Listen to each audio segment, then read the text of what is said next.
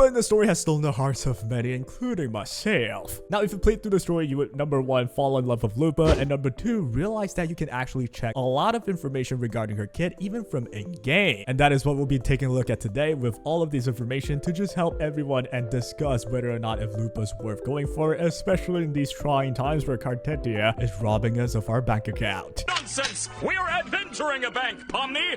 Keep up! Let's just jump right into it. Now, there are a lot of texts just like any other characters in this game. Like, sometimes I just feel like the texts are so long, it's really hard for me to dive deep and read. So what I will do is I'll summarize the key points of her kit in order to find out mainly about her role. Now, to waste no time and let's just start, we're gonna start with the inherent skill. If you just read the first sentence, it's already a very unique thing that I've not really seen before. Defeating a marked target resets the cooldown resident skill She-Wolf's Hunt. So every time you kill a marked target, this can be a random mob that's like very easy to kill, it'll reset your skill. That may mean that she's actually quite decent in a multi-enemy scenario where you're supposed to kill a lot at the same time. Imagine being able to spam this skill right after killing one marked target and then reset killing another. That would be a sight to see. But that's not even the main part of her skill, where you have the second part here, Resonance Liberation Glory. Casting Resonance Liberation Fire Kiss Glory grants the buff Glory. This buff lasts for a whopping 35 seconds, which is really long duration, and the attack of all resonators in the team ignore 3% of the target's fusion res within this duration of buff. That directly means you want to use her in a fusion team with fusion allies, right? Obviously. And this next part's the kicker. For each fusion resonator in the team under the Lupa, this effect increases by 3% up to a maximum of 9. With the 3 fusion resonators in the team, resonators attack further ignores 6% fusion res. To give you a quick conclusion, that is a total of 15% ignore fusion resistance. This is a godsend for fusion teams, which has had their fair share of issues, like, Changli being rather hard to use, or Brant not being the strongest damage dealer of all time. In fact, he does have like buffing capabilities to this kit, not exactly the main damage dealer for the fusion team. And it's also a similar case with Changli, right? With this inherent skill, Lupa has introduced an idea where we're just potentially putting all of the fusion characters together, and instead of having a buffer buff the next character into the final DPS, we're gonna have all 3 of them buff each other. Now, this is just in theory, and in my opinion, this will be quite hard to do, but the ceiling is certainly there. I think with enough skill level, you can certainly pull off a Changli, Brant, and Lupa team composition and continually buff each other to achieve really good results. However, I do think it's gonna be really hard to do though, because it's not that direct. But in any case, it seems that fusion element is getting some love, and I am loving that. It's been a while since I used the Brant Changli team, because I'm gonna be honest, I just didn't have to use it. But now it is a time to use it again, and it's also time for me to make another loan because I just spent everything on Cartethyia. That is all her inherent skills, so let's just move on before we lock in on her role. Take a look at the Resonance Liberation, which is the next key part in my opinion. You'll see that just by performing the ultimate, all of the resonators in the team will gain the Pack Hunt buff. The Pack Hunt buff is a 6% attack increase and a 10% fusion damage bonus, but only when they attack Overlord class or Calamity class targets. In my opinion, that's kind of weird, but it's not really that big of a deal because most of the endgame content, you are fighting Overlord class or Calamity class targets. But then again, in the mode like with Bring Waves, there may be some mobs around. You have the inherent skill that's able to help you reset your resonance skill. So I think Lupa just kind of has this dual mode thing going on where she can deal with one singular elite boss, or she can deal with multiple enemies too in different ways. It's really quite unique. But to continue explaining on the liberation, if there are 3 fusion resonators in the team, this is a similar criteria as her inherent skill. The fusion damage bonus against Overlord class or Calamity class targets additionally increases by 10%. That is pretty big. Obviously, this reiterates again how important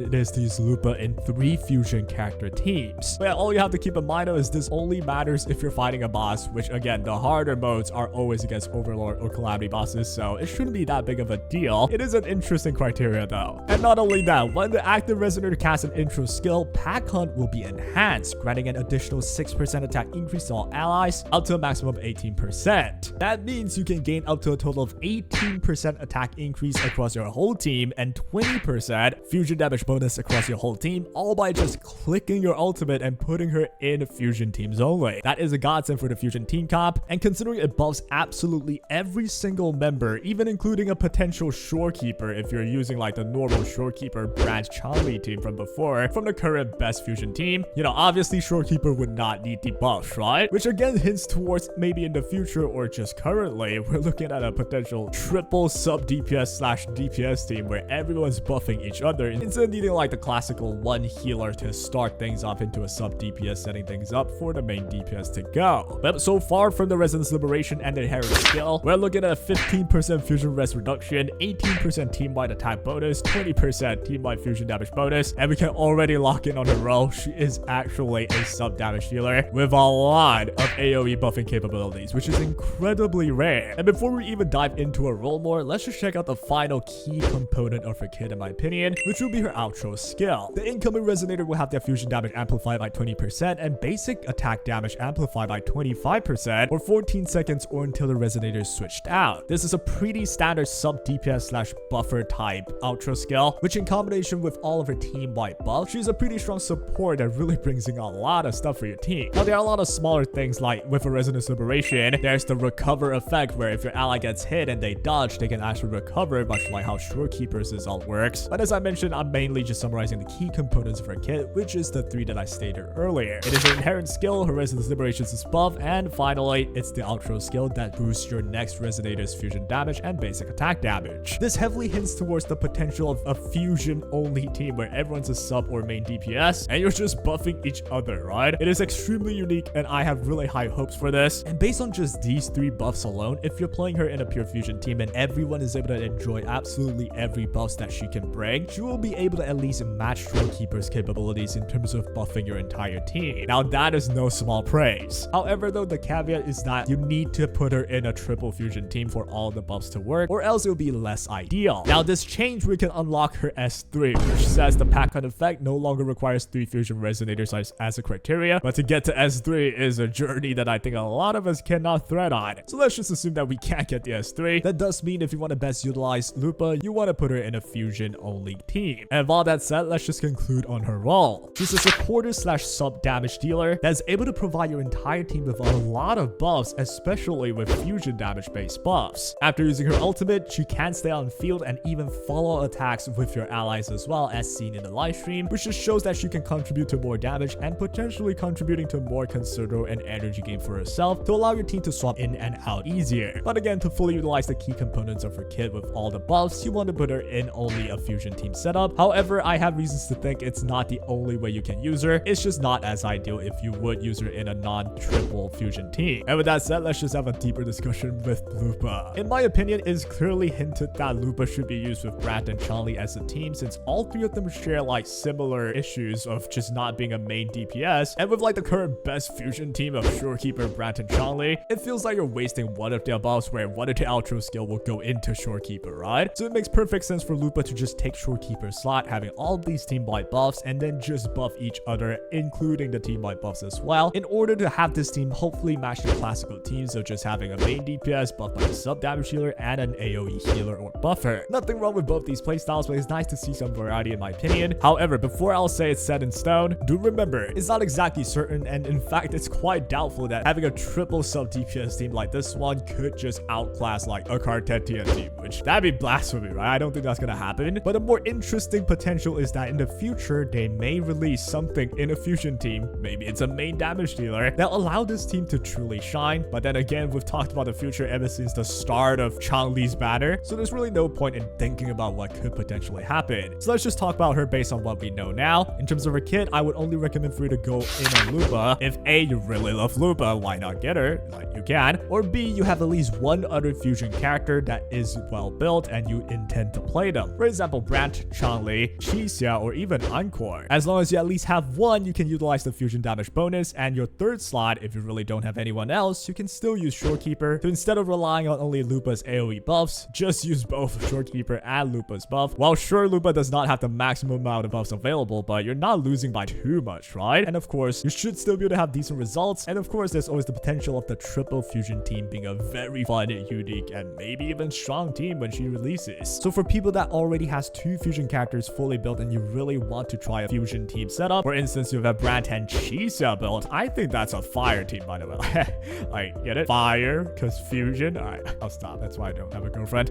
Stop it. Get some help.